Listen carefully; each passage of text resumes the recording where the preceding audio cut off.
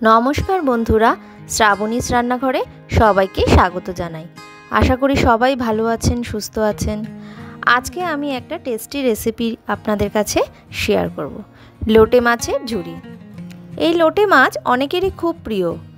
এই লোটে মাছ শরীরের পক্ষেও খুব উপকার। লোটে মাছ দিয়ে আমরা অনেক সুস্বাদু রেসিপি তৈরি করি, তার মধ্যে একটা হচ্ছে লোটে মাছের ঝুরি। গরম গরম ভাতে মুসুরির ডাল আর গন্ধলেবু আর এই লোটে মাছের ঝুরি, আর কিছুই লাগবে না। আমি যেভাবে লোটে মাছের ঝুরি বানাচ্ছি সেরকমভাবে একবার বানিয়ে দেখবেন, সত্যি খুব ভালো লাগবে। এই কাঁটাবিহীন লোটের ঝুরি দারুণ লাগে কিন্তু।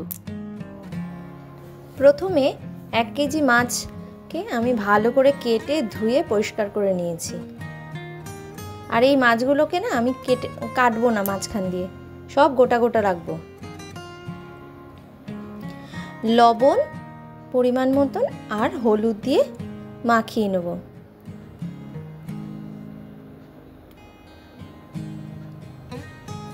ভালো করে মাখিয়ে নেব।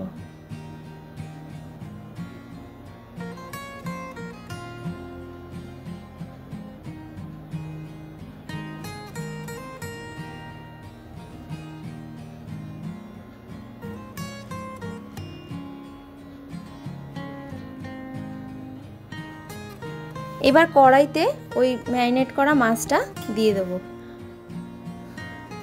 দিয়ে অল্প একটু নেড়ে দিলাম, আর নাড়বো না। যা জল ছিল মাছের মধ্যে তাই জল দিয়েই সিদ্ধ হবে মাছটা। দেখুন কত জল বেরিয়েছে মাছ দিয়ে।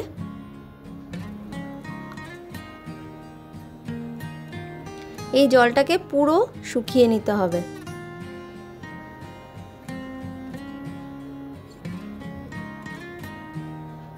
প্রচুর জল বেরিয়েছে,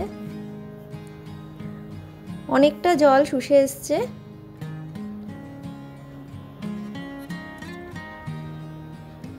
গ্যাসের ফ্লেমটা অফ করে দিলাম। এবার মাছটাকে আমি থালার মধ্যে ঢেলে নিলাম। এবার কাঁটাগুলোকে আমি বেছে ফেলবো। মাছ যেহেতু কাটিনি, কাটা বাছতেও কোনো অসুবিধা হবে না।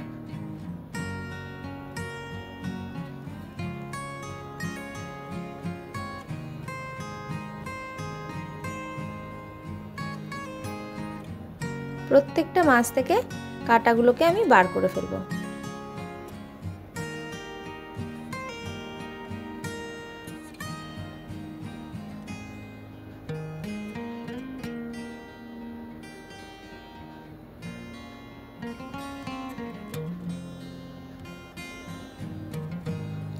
কাঁটাগুলো বাছা হয়ে গেছে, একটাও কাঁটা নেই।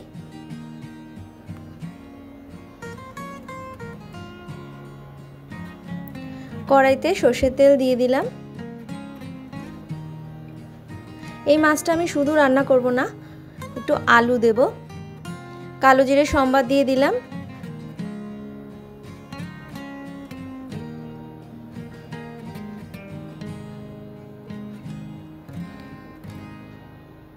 ভালো করে তেলটাকে ছড়িয়ে দিলাম, কারণ আলু ভাজবো তো, আলুগুলো না হলে লেগে যাবে কড়াইয়ের ভিতরে। আলু ভাজার মতন আলু কেটে নিয়েছি সরু সরু করে।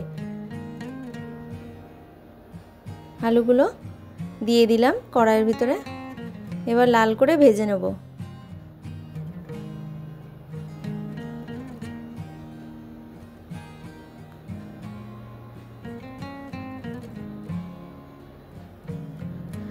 আলু এই পর্যায়ে ভাজা হয়ে গেলে তখন লবণ আর হলুদ দেব।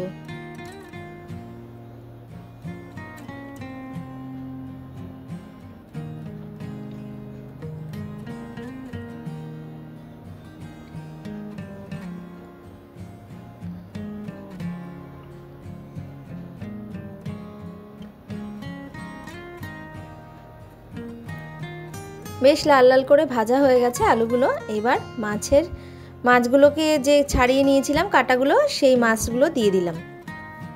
কাঁটাগুলো ফেলে দিয়েছি আর মাছগুলো দিয়ে দিলাম।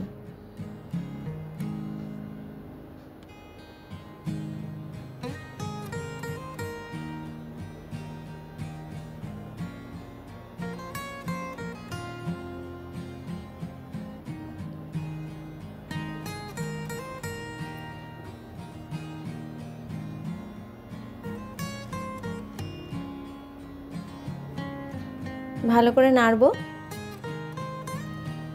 প্রথমে কিন্তু আমি পেঁয়াজ রসুনের ব্যবহার করিনি। মাছটার জলটা একদমই শুকিয়ে যাবে, ভাজা ভাজা হয়ে যাবে, তখন আমি পেঁয়াজ রসুনের ব্যবহার করব। চেরা কাঁচা লঙ্কা দিয়ে দিলাম। ঝালটা আপনাদের যে যার মতন পছন্দ মতন ঝালটা খাবেন।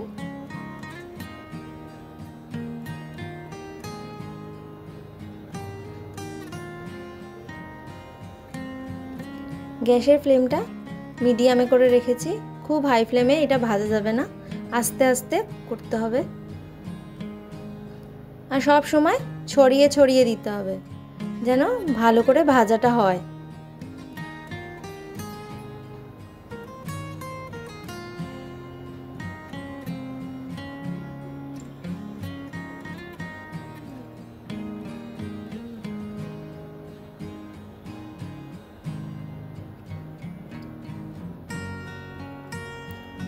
একটু কাশ্মীরি লঙ্কার গুঁড়ো দিয়ে দিলাম, রংটা যেন ভালো হয়।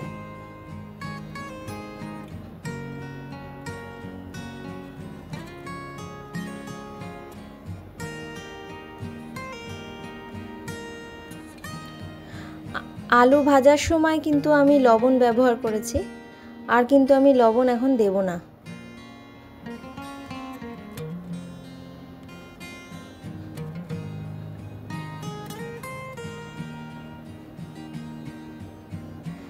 মাছটা অনেকটাই ভাজা হয়ে গেছে, একটু সাইড করে দিয়ে মাঝখানটা একটু অল্প সাদা তেল দিয়ে একটু রসুনগুলোকে আমি থিতো করে দিয়েছি, একটু বেশি রসুন দিয়েছি, 20 কোয়ার মতন রসুন দিয়েছি।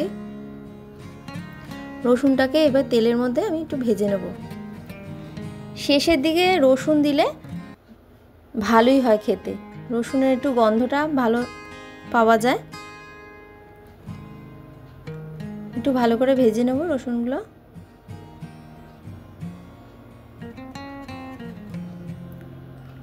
রসুনের কাঁচা গন্ধটা চলে যাবে। তারপরে মাছের সঙ্গে মিলিয়ে নিলাম রসুনটা, মিলিয়ে নেড়ে চেড়ে এবার কুচানো পেঁয়াজগুলো ওপর থেকে দিয়ে দেবো, দিয়ে ভালো করে মাছটাকে এবার ভাজবো।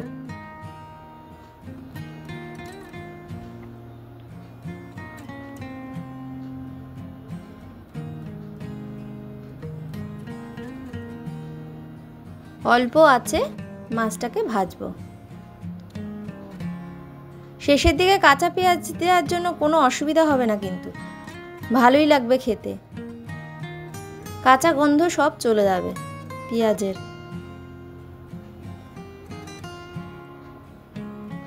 একটু ধৈর্য ধরে এটা ভাজতে হবে, অল্প অল্প আসছে,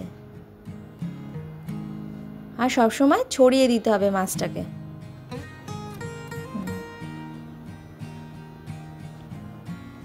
অনেকটাই ভাজা হয়ে গেছে, দেখুন কি সুন্দর ঝুড়িটা হয়েছে, খেতেও কিন্তু অসাধারণ লাগে এই লোটে মাছের ঝুড়িটা। একবার এরকমভাবে বানিয়ে দেখবেন, দারুণ লাগে খেতে। তৈরি হয়ে গেছে লোটে মাছের ঝুড়ি। আশা করি আমার আজকের এই রেসিপিটা আপনাদের ভালো লেগেছে। একবার এরকমভাবে লোটে মাছের ঝুড়ি রান্না করে দেখতে পারেন। ভালো লাগলে কমেন্ট করে জানাতে ভুলবেন না কিন্তু। আমার এই চ্যানেলটিকে লাইক, শেয়ার এবং সাবস্ক্রাইব করে আমার পাশে থাকবেন। ধন্যবাদ।